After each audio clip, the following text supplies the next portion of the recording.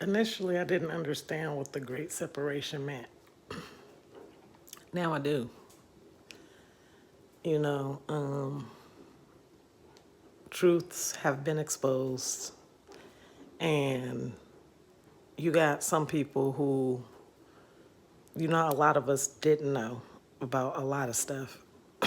But once you know things, you can't go back to not knowing, right? But we all have choices and free will. And you got a lot of people who will find out truth and discard it, or act like it's outside of them. And since it's not happening to them specifically, then it doesn't really matter.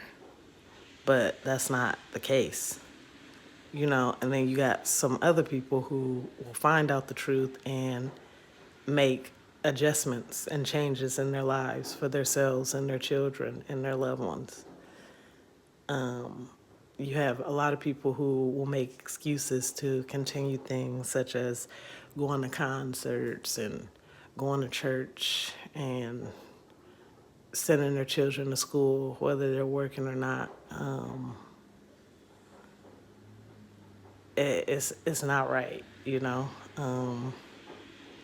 but people are people, and we have free will. But I want to touch on the fact that when you're doing the right thing and fighting for what's right and daring to be different, it can be difficult at times because you feel ostra- ostracized or whatever the word is, or isolated. You feel like you don't really have nobody because everybody's on a different wave, but it's like, it's okay.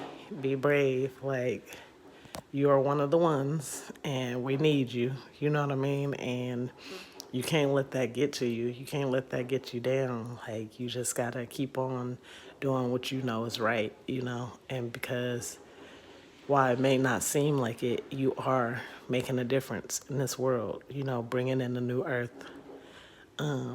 You are one of our leaders.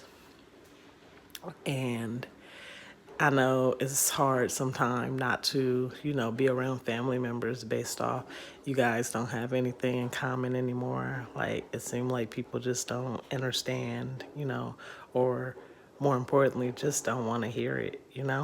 But there's going to come a time where people won't be able to ignore it